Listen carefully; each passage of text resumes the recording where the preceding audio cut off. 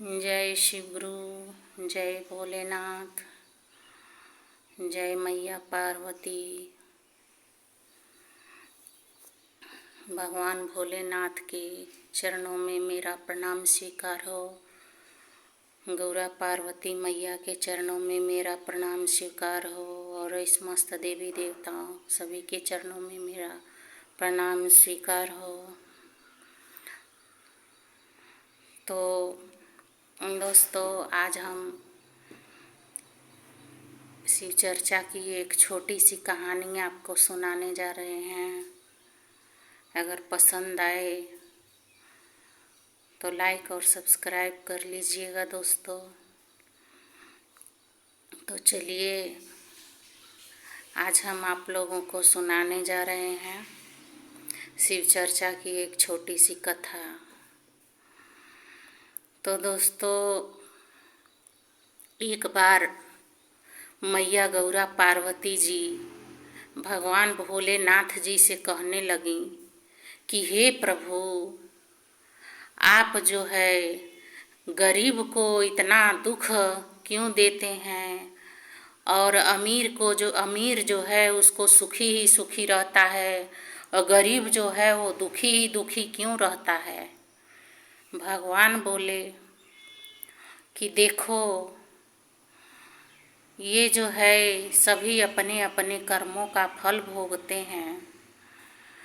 सभी अपने अपने कर्मों का फल भोगते हैं। हम किसी के साथ कोई अन्याय नहीं करते हैं। जो जैसा बोता है वैसे काटता है।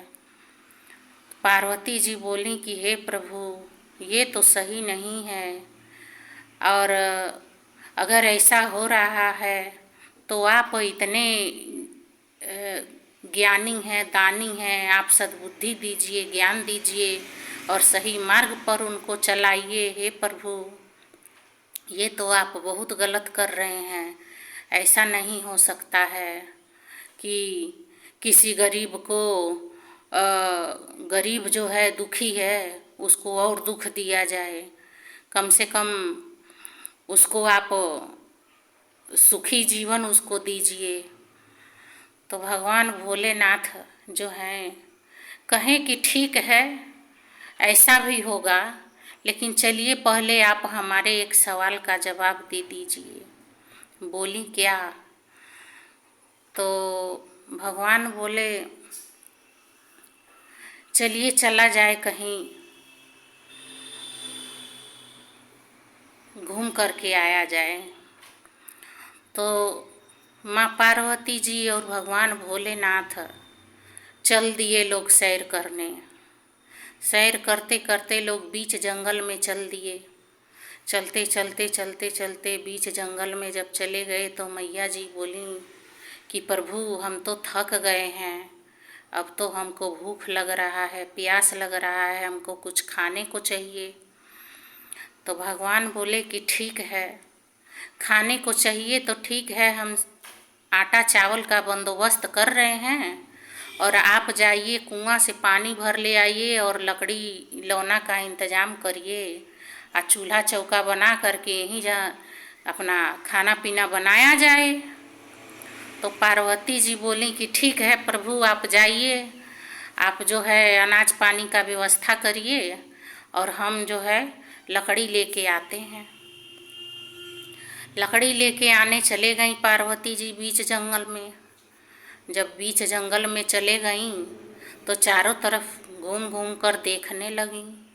बोली कि यहाँ तो सारा हरा भरा पेड़ है, सूखा लकड़ी तो कहीं है ये नहीं है कि हम तोड़ के ले जाएं और उसको जलाएं। अब लगी इधर उधर देखने, तब तक एक सूखा हुआ पेड़ उनको नज़र आ गया। सूखा हुआ पेड़ नज़र आ गया और मतलब सूख चुका था अच्छे तरह से वो। तो पार्वती जी जब देखी तो बड़ा खुश हुई।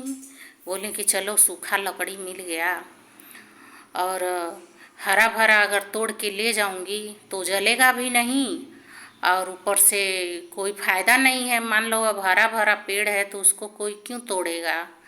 तो सूखा हुआ लकड़ी तोड़ करके ले करके आई। उसके बाद आग जलाई और अपना खाना पीना लोग बनाए खाए।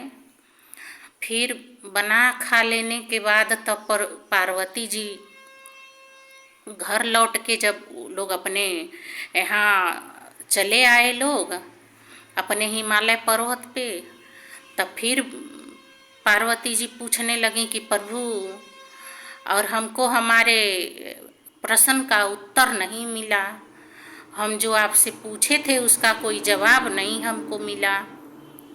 तो भगवान भोलेनाथ बोले कि अब क्या जवाब चाहिए, अब क्या जवाब हम आपको दें, आपका जवाब तो आपको खुद ही मिल गया। तो पार्वती जी बोले कि ऐसे कैसे मिल गया, हमको तो नहीं पता है। तब भगवान बोले कि ये बताइए, जब आप जंगल में गई थी लकड़ी तोड़ने, तो आप हरे हरे भरे जो पेड़ थे उसमें से काहे नहीं लकड़ी तोड़ के ले आई।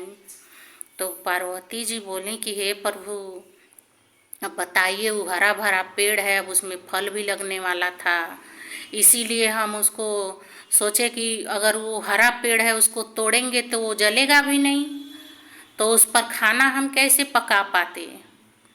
इसीलिए जब हमको सूखा लकड़ी का ज़रूरत था तो हम जो है उसको सूखा हुआ पेड़ जब देखें तो उसी में से तोड़ करके ले आए, तभी तो जला, तभी तो हम खाना बना पाए।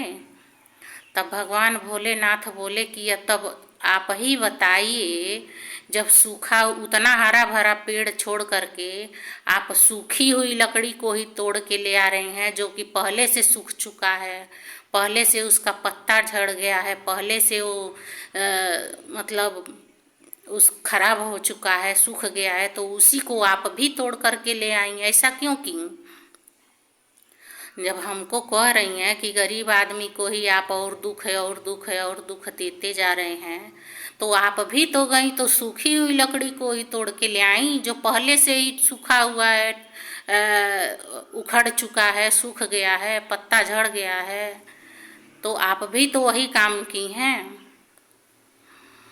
तब पार्वती जी चुप हो गईं, बोली कि बात तो सही है, हर आदमी अपने अपने कर्म के हिसाब से फल भोगता है, और जो है भगवान उसको उसके करनी के हिसाब से उसको जो है उसका फल देते हैं।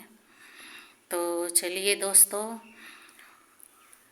ये हमारा कहानी आपको कैसा लगा कमेंट बॉक्स में लिख के ज़रूर बताइएगा, और वीडियो अगर अच्छा लगे तो लाइक और सब्सक्राइब ज़रूर कर दीजिएगा दोस्तों।